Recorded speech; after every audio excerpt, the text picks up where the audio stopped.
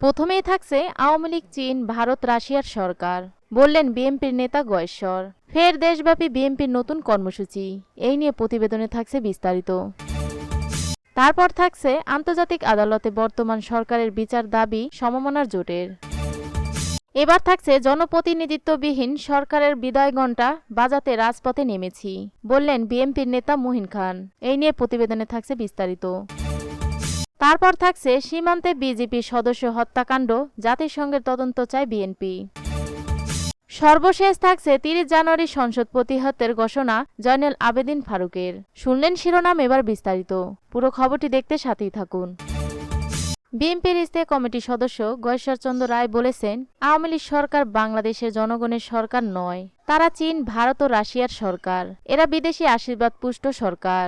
সুতরাং এই সরকারকে ক্ষমতা থেকে বিদায় করতেই হবে। এই সরকারকে আমরা মানতে বাধ্য নই।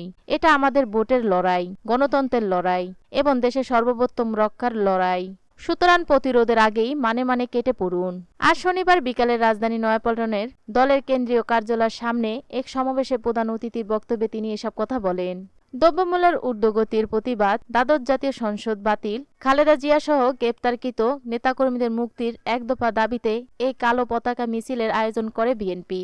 গত 7 জানুয়ারি দ্বাদশ জাতীয় নির্বাচনের পর এটাই বিএনপির বড় কর্মসূচি। পতাকা মিছিলকে কেন্দ্র করে ব্যাপক শোডাউন করে দলটি। গয়েশ্বর চন্দ্র রায় বলেন, আমরা শান্তিপূর্ণ প্রক্রিয়ার গণতান্ত্রিক আন্দোলনের মাধ্যমে এই সরকারের পতন ঘটাতে চাই। জিনিসপত্রের দাম অতিমাত্রায় বৃদ্ধি পেয়েছে।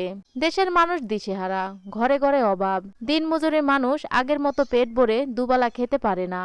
দেশকে অর্থনৈতিকভাবে পণ্ড করে দেওয়া হয়েছে দাবি করে তিনি বলেন, সরকার নাকি সাংবিধানিক ধারাবাহিকতা রক্ষার জন্য নির্বাচন করছে।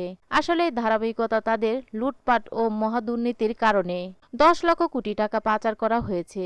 যারা পাচার করেছে তারা কিন্তু অস্বীকারও করে না, যাতে নেতৃত্ব দিচ্ছেন প্রধানমন্ত্রী। গয়েশ্বর বলেন, নির্বাচনের ঘোষণা দিয়ে গণভবনে ঘন ঘন বৈঠক করছেন তারা। তৃণমূল দল করলো, কিন্তু সেটাও ছাগলে খেয়ে ফেললো। আজকে 60% বেশি মানুষ ভোট দিতে যায়নি। আবার আইন শৃঙ্খলা রক্ষাকারী বাহিনীর সদস্যদের আইডি কার্ড নিয়ে নিজেরাই ভোট দিয়েছে। সরকারের বিশেষ সুবিধাপ্রাপ্ত ব্যক্তিদের কার্ড নিয়ে জোর করে ভোট দিতে বাধ্য করা হয়েছে। কিন্তু ভোট কেন্দ্রে শিয়াল কুকুর ছাড়া কিছুই খুঁজে পাওয়া যায় না। তিনি আরো বলেন, যেদিন সীমান্তের একজন বিজেপি সদস্যকে হত্যা করা হয়েছে, কেন, কিসের অধিকারে তারা এটা করেছে? সরকারের কেন প্রতিবাদ নেই? আজকে দেশের স্বাধীনতা সর্বপ্রথম বিপন্ন, কারণ অন্য কেউ যখন দেশের সীমান্তে নেই তখন তো আমরা সর্বপ্রথম থাকে না। দলের নেতাকর্মীদের উদ্দেশ্যে তিনি বলেন, আমাদের বিজয় হবে ইনশাল্লাহ। আমাদের নেতা তারেক রহমান, যিনি 7 জানুয়ারি দেশের 18 কোটি মানুষের নেতা নির্বাচিত হয়েছে। আগামী 30 জানুয়ারি অবৈধ সংসদে প্রথম অধিবেশনের দিন রাজপথে আবারও কালো পতাকা মিছিল হবে। দ্বাদশ সংসদ নির্বাচনকে সমকামী নির্বাচন বলে অভিহিত করেন গয়েশ্বর চন্দ্র রায়। বিএনপির এই শীর্ষ নেতা বলেন, আজকে প্রধান বিচারপতির বাসভবনে হামলার জন্য আমাদের বিরুদ্ধে মামলা দিলেন। আর সেদিন সাবেক প্রধান বিচারপতি এস.কে. সিনহাকে দেশ ছাড়া করলে তখন কি হয়েছিল? তাহলে প্রধান বিচারপতির পদটা কতটা কলঙ্কিত করলেন? মিছিলে বিএনপির কেন্দ্রীয় মহানগর ও অঙ্গ সংগঠনের নেতাকর্মী সহ আরও উপস্থিত ছিলেন কেন্দ্রীয় নেতা রুহুল কবির রিজভী। আন্তর্জাতিক আদালতে বর্তমান সরকারের বিচার দাবি সমমনা জোটের। প্রধান বিচারপতির বাড়িতে বিএনপির কোনো নেতাকর্মী হামলা করেনি বলে দাবি করেছেন জাতীয়তাবাদী সমমনা জোট।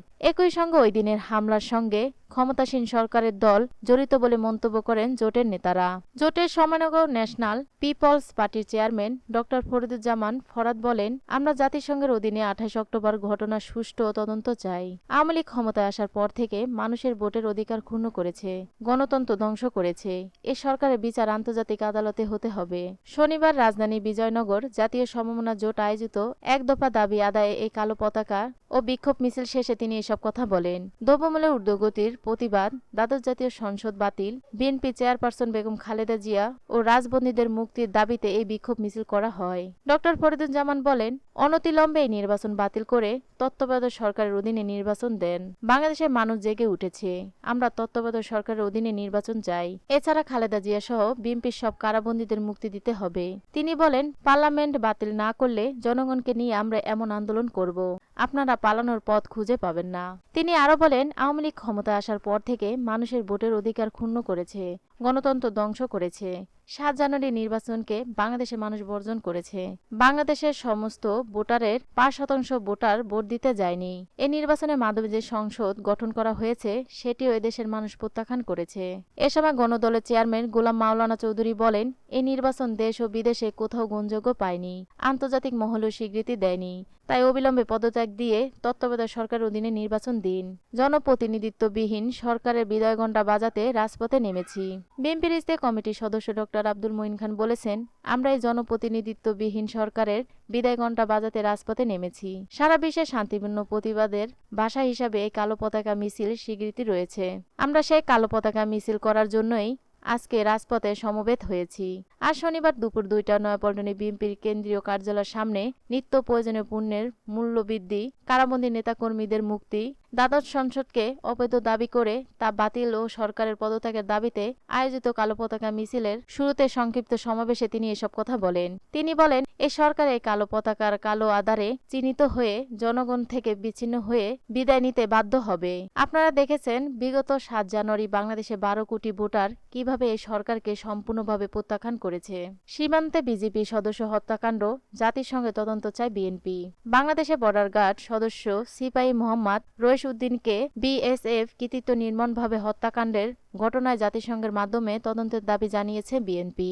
বিএনপির স্থায়ী কমিটি বৈঠকে এই দাবি জানানো হয় উল্লেখ করে শনিবার গণমাধ্যমে পাঠানো এক বিবৃতিতে বলা হয়, গত 21 জানুয়ারি 2024 ভোরে যশোর সীমান্তে মধ্যখোলা বিওপির জেলেপাড়া এলাকায় ভারতীয় সীমান্তরক্ষী বাহিনীর সদস্যরা বাংলাদেশের বর্ডার গার্ড সদস্য সিপাহী মোহাম্মদ রইস উদ্দিনকে গুলি করে হত্যা করে।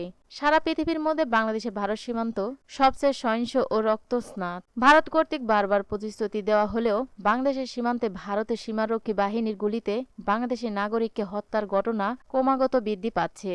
প্রতিনিয়ত প্রাণহানির সংবাদ প্রকাশিত হচ্ছে গণমাধ্যমে। মানবাধিকার সংগঠন আইন ও সালিশ কেন্দ্র হিসেবে 7 বছরে 2001 জন বাংলাদেশি নাগরিক বিএসএফ এর গুলিতে নিহত হয়েছে।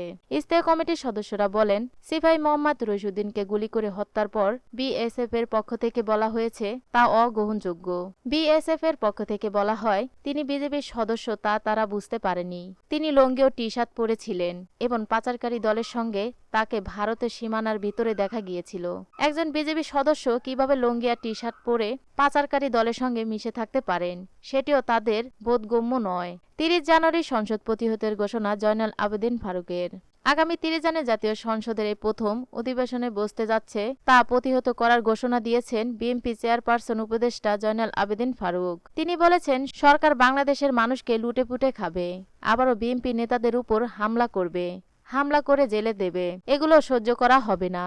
তাই 30 তারিখ যে সংসদ হবে বাংলাদেশের জনগণকে নিয়ে তা প্রতিহত করা হবে। জয়নাল আবেদিন বলেছেন, দ্বাদশ জাতীয় সংসদ নির্বাচন জনগণ মেনে নেয়নি। বিশ্বের গণতান্ত্রিক দেশগুলো নির্বাচন মেনে নেয়নি। 2014 সালে আওয়ামী লীগ অটো পাস করেছে, 2018 সালে নিশির রাতে নির্বাচন করেছে, আর 2024 সালে ভাইয়ে ভাইয়ে নির্বাচন করেছে। নিউজটি সম্পূর্ণ দেখার জন্য ধন্যবাদ।